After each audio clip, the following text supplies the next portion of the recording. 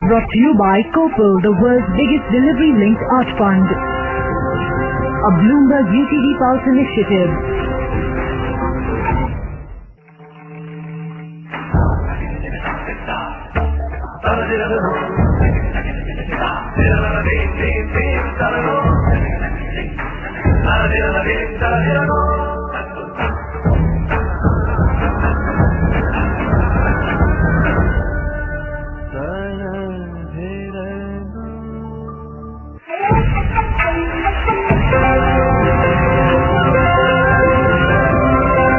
You're watching Bloomberg UTV.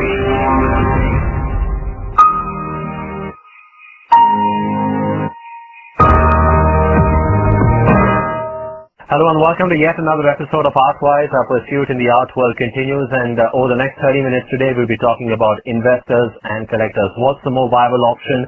What should you come out gaining at the end of this 30 minutes, and how should you be approaching it? Where is there more money to be made, if at all? Well, that's the debate today on this episode of Artwise. As always, I have the lovely Seher with me. Good to see you again. Thank you, Rahul. Good to be here. As Rahul mentioned, interesting episode this time, investors versus collectors. We're going to track the path of investors and collectors and whether an investor does eventually become an art collector as well. But before we go any further ahead into our discussion, let me introduce our panelists for you for this episode. We have with us Mr. Ravneet Singh Gill, who's here as an art collector, but also Mr. Ninad Karpe with us, who's the CEO and MD with Aptech Limited. And there's Mr. Kapil Chopra with us, who's the Senior Vice President, Oberoi Hotels and Resorts. He's going to be joining us from New Delhi.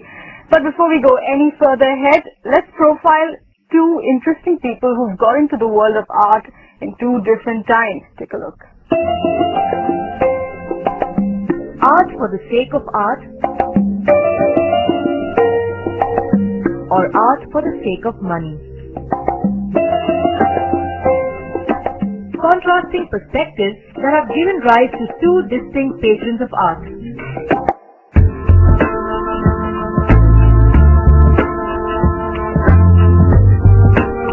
One, a collector who needs a painting to enhance his collection, and an investor who buys it to strengthen his portfolio. On Artwise, we profile two such art patrons. Executive Vice Chairman of Mercury Travels and an avid art collector Ashwini Kakkar, and disaster management consultant Jude Hendricks, the latest entrant into the world of art investment. Ashwini Kakkar's love for art reflects in the paintings that adorn the walls of his office. This modest display of art, however, is a sneak peek into the mammoth collection of over 1,000 paintings, sculptures and installations that he has collected in a period spanning 30 years.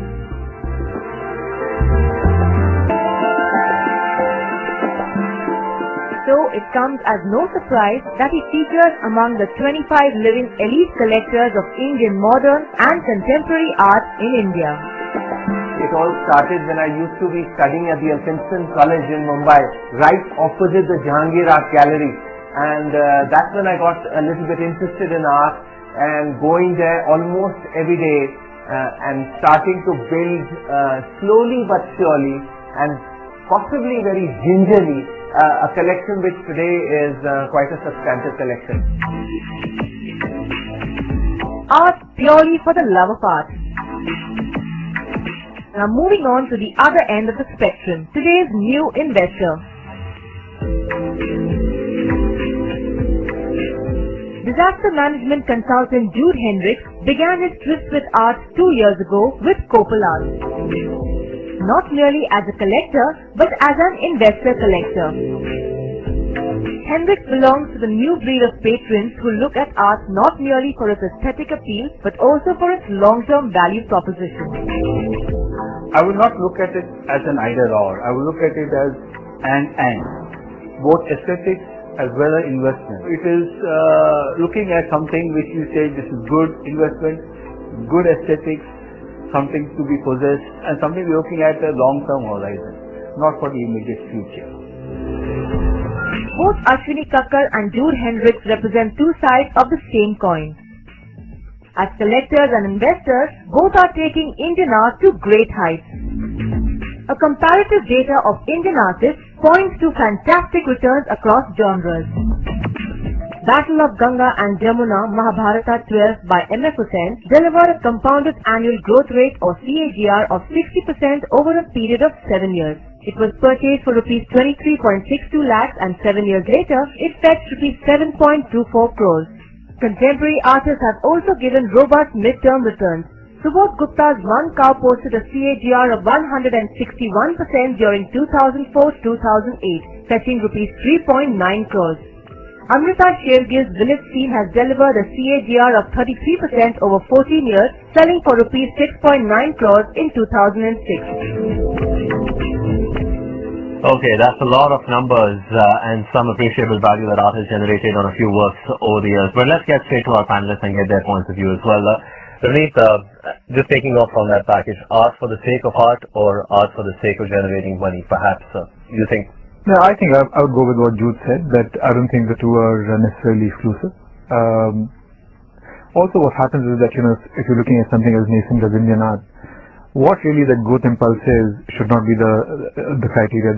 The thing is that, as long as it's propelling something forward, that's what we should be looking at. The other issue is that if you look at prices of Indian art currently, how much of it can you buy out of pure passion or pure just love of art? And I think even, the so-called investors when they buy art, I don't think the intent is that, I'm buying this and I should be able to, sell this at a profit a few years down the line. The intent always is that if you need to monetize it because you need the money, or because you need to buy other works of art and you need to refresh your collection, then you should have that option. And I think very often it's seen as purely a commercial instinct on the part of the buyer, that you're buying only for the sake of capital appreciation. To my mind, I don't think the two positions necessarily are in conflict. You could be both. Right, Ninad, I've often spoken to you about your collection. You've been collecting art for a few years. Considering the prices that the masters demand, because they're always a bankable investment at the end of the day, they're more stable than the contemporary artists in the market.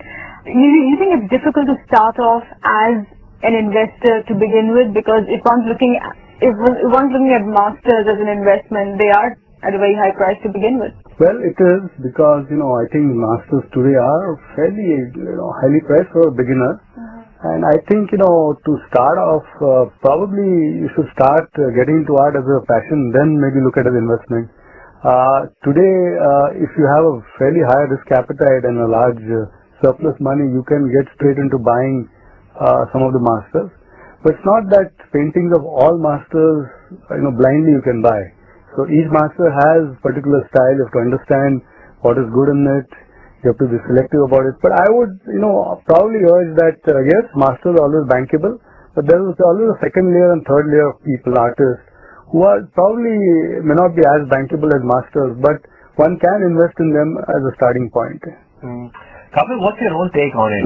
Do you just dive in straight away, start investing in art, or do your research, know what you want to get into, start with collectibles, and then perhaps change your mind frame? I mean, if you want to draw parallel to equity markets, people get into trading, they lose some money over a period of, week, 10 days, and then they decide, okay, let's become a by default investor of sorts. Is there anything like that happens in the art world as well? The great difference between equity markets and art markets is that equity markets are characterized by liquidity. Liquidity and what I call, a level of price transparency, because everybody knows what price they're buying it and what price they're selling it. While the art market is actually characterized by a lack of liquidity and also what I call a lack of price transparency. According to me, the Indian art market is very nascent. Means, really ask the top 5 or 10 galleries, how many collectors are really buying art? Means today in the last 3-4 years. Means earlier on, when people like Ashwini really started buying art, and I know Ashwini very well, means, Hussain was available at 10,000, 20,000, 50,000. Means today, what do you get for 10, 20, 50? Means I think that's a big challenge.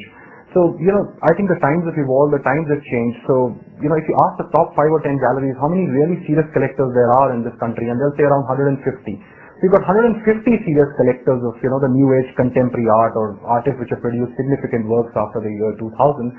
And you've got 150 collectors. In those 150 collectors, what you have is you have works being churned out by over 100 galleries in this country, out of which 10 are serious galleries and the 90 other ones are, without really an annual program.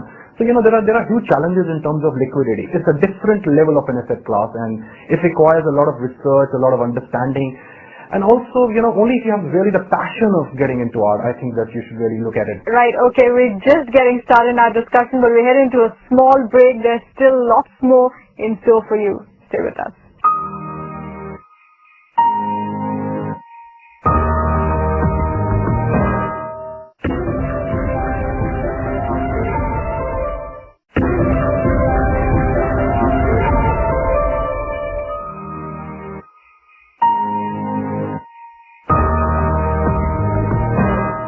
Hey there, welcome back to the special episode of Artwise. We're discussing investors versus collectors in the world of art. Now, here's a question for you. Do you think it's possible to bridge the gap between investors and collectors? I think, for me personally, you need to get into art because you have some bit of passion for it. I would like to kind of give analogy to making wine, So, you can't get into wine making business just to make money, or even education business, which I am in. We look for people who are passionate about education, who are passionate about wine, and then of course make a business. So similarly for art to be an investment, I think it's a wrong thing if you just jump into it and say, I want to make money out of it, let's jump into it.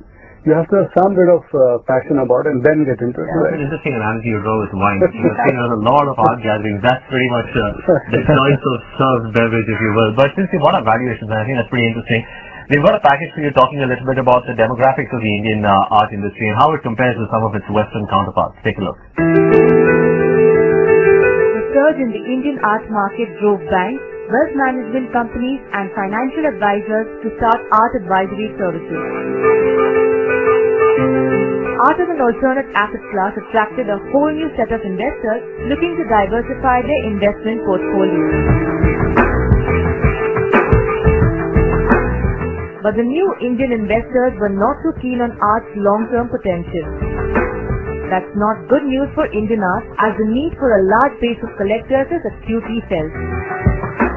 What's lacking in the Indian market, which exists, for instance, in the London and New York market, are the lack of long-term collectors, the lack of government backing. I think you'll see that in London, in New York, Paris, Germany, they're major museums holding exhibitions of art from Europe and such like. I think that's something that's got to grow significantly before you see also a massive rise in the investment value of Indian art. So I think that Indian art as an investment has been a roller coaster. I think in the long term it'll be a great investment if you buy wisely. Now is probably an interesting time to start looking. We will probably be investing in the Indian art market in the next couple of years. The stability of an art market depends on how the gap between the investor and the collector is bridged. Investors need to turn collectors, hold on to their artwork for a substantial period, and enjoy long